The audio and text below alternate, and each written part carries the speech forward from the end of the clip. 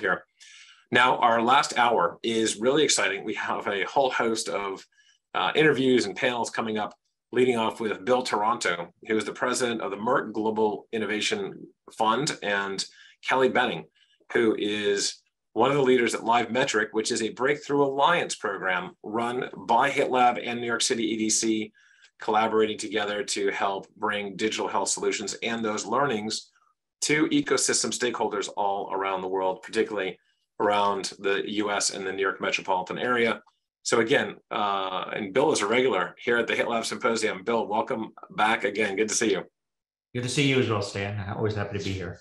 And really appreciate your time, knowing how busy you are in the world of venture capital. So, and Kelly, welcome again. And again, looking forward to hearing this tremendous interview. Thank you, Bill. All right. Well, welcome everybody. Good morning, good evening, and good afternoon from wherever you're calling in. I'm very fortunate today to be talking to Kelly Benning, who's Vice President of Sales and Marketing for LiveMetric. It's my first time meeting Kelly, so I'm looking forward to this interview. Kelly, I'll just ask you to unmute yourself, but you are on mute, and then we'll get started. There you go. Hi, Kelly. How are you today? I'm excellent. How are you, Bill? I'm doing wonderful. I'm wonderful. So, Kelly, we have a pretty broad audience, and some people may know you, and some may not. Can you tell a little bit the audience about your journey? How your career got started, and then how you ended up today as Vice President of Sales and Marketing at LiveMetric. Thanks, Bill. I appreciate the opportunity to share a little bit about myself. My name is Kelly Benning, and as Bill mentioned, I'm the Vice President of Sales and Marketing here at LiveMetric. I'm based out of Denver, Colorado, and have been here for the last 25 years of my career. So not leaving anytime soon. I love it here, but looking forward to all of the work that we're doing globally. And the way that I came to LiveMetric was through pharmaceuticals early on in my career. And Bill, like you, I spent some time at Johnson & Johnson, as well as AstraZeneca. And I'll say this about early on in my career, pharmaceutical companies started, in my purview, patient engagement, or what we know as patient engagement. And why I say that is because as this was happening 25 years ago, they were beginning to advertise to patients on television about their drug. And patients were then coming to the provider asking questions about their disease state and would this pharmaceutical work for them. And at first, physicians really pushed back against this. They wanted to be the expert in the room, and they wanted to be the one making the recommendation. But then, as we've come to see over the last 10 years, especially, patient engagement is something that providers actually really want and need, because the amount of healthcare that is necessary to provide in the U.S. just goes way beyond what a provider can do on their own. And so was really blessed to start my career in pharmaceuticals and have a better understanding of what was to come in patient engagement. And then spent some time after that working for a physician-led team that did consulting work in orthopedics and cardiac care. And really at that time, gained a great understanding that 100% of physicians want to do better. And that really drove me into looking at what can we provide to the physicians that will help them do better and the patients do better. And that led me to big data sets that are primarily based on machine learning. And so I was able to spend some time at IBM Watson and other companies that really take this to heart. And recently, clearly here at LiveMetric, where we are using machine learning algorithms to help back up the accuracy of our data. And not only that, but using big data sets to really drive healthcare forward, because the problems are so epidemic in nature and so large that without these kinds of data sets, I really don't see healthcare moving forward like it should and as fast as it should. So my passion is here with these companies that are utilizing big data sets and that are necessary to really help move healthcare forward. So. Great. Well, that's always good to talk to a fellow J&J alumni, but wonderful career progression. You can see you can do a lot of things in healthcare. So I want to talk about LiveMetric first on a broad basis. Then I want to get into next after that, into the exciting news that we just saw posted about your new blood cuff monitor. But first, let's talk about LiveMetric broadly speaking, and what do you all do, and how do you help patients, and what differentiates you, do you think, from other types of companies? Yeah. So just to share with you a little bit, this is the LiveMetric device. It's a wrist-worn wearable, and it's non-cuff based. It has 4 MEMS nanosensors in it that are mechanical sensors that measure actual radial artery pressure. So very similar to an arterial line used in the ICU, we are highly correlated to arterial line and provide very accurate blood pressure readings. And why this is important and why this is different than a traditional cuff is because the process behind cuffs is typically that a patient will use their cuff at home. They'll go to the doctor's office. The doctor will take 3 more measurements in office because he's not really sure that those measurements taken at home were accurate.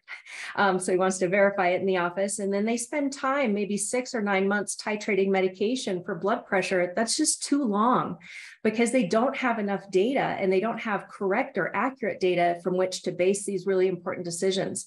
And so LiveMetric came about because we see this problem and we know that there's major room for improvement. So what we did was create a monitor that can be worn passively, even during sleep, as we know that this is really what drives patient engagement is when there doesn't have to be a lot of work done in order to receive these types of readings and to receive them in big data sets where you can actually trend over time what's going on with your disease state. We saw this with Dexcom, where patients could have in real time how that continuous data was impacting their lifestyle and behavior and what they were doing to make that happen. And we hope to revolutionize, and we are going to revolutionize hypertension in the same way. So it's not necessarily something of a small problem, I will say. The WHO organization calls it mankind's largest epidemic. 1 in 2 adults has hypertension, and 75% are uncontrolled. It still leads to the #1 killer of stroke and heart attack. There's probably not anybody on the line today that doesn't know somebody who's had a stroke or heart attack. And so we picked kind of the biggest problem, one of the biggest problems in healthcare, and have devised a way for patients and providers to have access to these big data sets that are going to really make an impact on how they can manage their care for hypertension and cardiovascular disease. So let's talk about then the device more specifically. How does it actually work? Does the data go directly to the physician and then they intervene, or does it go back to like a call center at LiveMetric? Can you kind of tell the audience a little bit of, if I get that, that wristwatch that is measuring my blood pressure, what do I need to know as a patient, and where does all the data go? Yeah, this is really important and very key to patient engagement, is knowing that your provider is looking after you, that they're monitoring your data. And so there's new codes for reimbursement, whether it be remote patient monitoring codes or self-monitor blood pressure codes, that are driving physicians to look at the LiveMetric data every month, or even more often than that if you're titrating medication, and being reimbursed for that. And so we have a definitive path into EMR records, as well as the patients able to receive their data on their app on their phone, whether that be an iPhone or Android, where they can download reports, email them, and share them with friends and family. But as you and I know, the way for the patient to best manage their care is to be in coordination with their provider. So the data will go directly to the providers via EMR integration. Great. Now, how do you see the evolution of the device? So right now you're measuring hypertension. Is the idea that maybe you move into, whether it's EKG or maybe monitoring AFib, what you see some of the other devices doing, is how is LiveMetric thinking about the evolution of the cuff, the non-cuff device? Yeah, this is actually a great question, and something we contemplate on a daily basis is what is next, and what does the market need, and how can we best help providers and patients manage their cardiovascular disease. And because LiveMetric utilizes MEMS nanosensors, we collect a very high quality signal at 100 Hertz. And because we collect this high quality signal, we actually have a picture of the full pressure waveform. No other device can provide this. And through that full pressure waveform, we're able to see disease states that would normally only be identified through echocardiograms, labs, ECGs. We are currently studying them at Columbia and other organizations, where we're looking at, can we build the machine learning algorithms to see these disease states in the full pressure waveform, and identify those to patients and providers very much prior to the patient having symptoms, or prior to the patient getting an echo labs done. And so we're currently studying things like biphasic systole that we can identify with the full pressure waveform, or masked asleep hypertension, and other disease states. So that is a large focus of LiveMetric right now. And with our FDA, we are commercializing and working on both the commercialization side of things and then this further research. And because of this full pressure waveform, it really differentiates us from any other device on the market, because even over one heartbeat, a doctor can see the impact of a beta blocker on a patient's hypertension.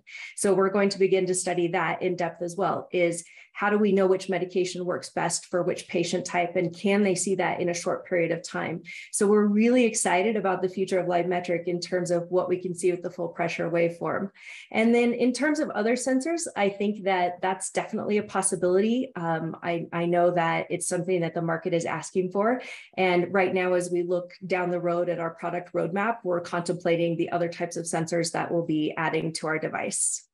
And do you think those sensors are going to also be risk-based, perhaps, or do they might be different types of sensors you wear on different parts of your body? For example, some of the newer AFib sort of devices, those patches that you see on the chest. Yep. Or do you think you can measure most everything from the wrist, basis? Yeah, that is a great question, and something that we are doing research on right now, because, for example, temperature is one of the more difficult ones. Whether you get a temperature on the wrist or a core temperature is important to the provider and important to the patient. So we're really determining where the best signal is from and how to report those results. And currently we're looking at adding other sensors to our wrist device in an effort to make it easy to wear passively, easy for a patient to put it on night and day and just kind of forget that they're wearing it. There is definitely benefit in patches and other devices, but it just adds to the work that a patient would have to do. So I think our first focus will probably be on how can we add additional sensors to this passive monitor that we currently have. It's been an interesting evolution as you see these devices sort of changing and grow and how the market changes. If you look at the whole sort of what I would call the digital medical technology or digital device, how do you see that sort of market evolving over time? I mean, I think what you've come up with is very unique and differentiated in the market, but just how do you see this sort of, aside from the therapeutic where you came from, sort of that original business to these types of things that might change the way we think about healthcare? Yeah. This is something that we've seen explode with COVID, right? We've seen patients who are not showing up to the provider's office to have their annual exams, or they're not showing up when they have symptoms of a disease state because of COVID. And so we have seen and are continuing to see a massive push into the marketplace of patients being able to self-monitor. And that self-monitoring is critical, because what we don't want are patients showing up in the emergency department with stroke and heart attack and hypertensive urgency, these types of things, congestive heart failure exacerbations. We want them managed in the home in a much better way so that they can have improved quality of life. And that means monitoring. That means the patient taking an active role in what they're doing. And so I think COVID sped this up, by 10 or 15 years, I would think, in my opinion, about what we've seen changed. And I don't think it's going to go backwards. I think it's going to continue to go forward. I think patients really like the idea of being able to co-manage their condition alongside their provider. And we're continuing to see reimbursement codes that mimic this as well, where they want those patients monitoring at home so that they can help improve their quality of life. And we're seeing physicians adopt it. We're seeing third-party companies come in and adopt these kinds of remote patient monitoring. And it's all based on digital health tools. And so the key component for digital health is really patient and user satisfaction and engagement to keep them monitoring. And so that's always top of mind. And that's the way digital health is going to grow, is can we keep the patients engaged and the users engaged? And I think that needs to be top of mind for every digital health company as we continue to push into the marketplace to better outcomes. So that's our goal for sure. I agree. Okay, we have a couple minutes left. And I always like to ask, since I'm chair of the Breakthrough Alliance and proud member of the HITLAB community. Yeah. Your involvement, you're kind of interesting, your involvement with HITLAB, because you're one of the, I think, the companies that went through their process. Can you tell about your relationship with HITLAB and how they've helped you in your journey? Absolutely. We are thrilled to be a Breakthrough Alliance winner through HITLAB and honored that they bestowed that upon us, because we've been able to use the HITLAB resources and people at HITLAB to spread the word about LiveMetric and really have some more influence within their ecosystem, which the HITLAB ecosystem is massive. They have everywhere from investors to healthcare enterprise to help build an audience for your development of your product and to engage that community. And so we've had several opportunities like this where we're able to engage in those communities and then use the recordings of these to further engage other stakeholders, whether it be through email or on social media channels. And in addition to that, we're very excited because we're going to begin some research with HITLAB, where you might know it as real world data, where we put the band on users with hypertension and begin to see how do they use it with the hospital, or how do they use it with a payer system, and what does that look like? And so we're very excited to use their knowledge and expertise in this area of digital health to help us coordinate and put together this type of research study. So we're really excited about that aspect of it as well, and just couldn't be more pleased with the service and the expertise and influence that we've received as a Breakthrough Alliance member of HITLAB. Well, wonderful, and I'm glad you got the opportunity to work with HITLAB. So that concludes, Kelly, our discussion. The 15 minutes always goes way too fast. I see Stan has come back on, but I want to thank Kelly for joining me today. And I'll probably be back next month interviewing again someone new. So I'll see the HITLAB community again next month. Stan? Thanks, Bill. It's absolutely fantastic. Wonderful interview, Bill. Thank you. Welcome.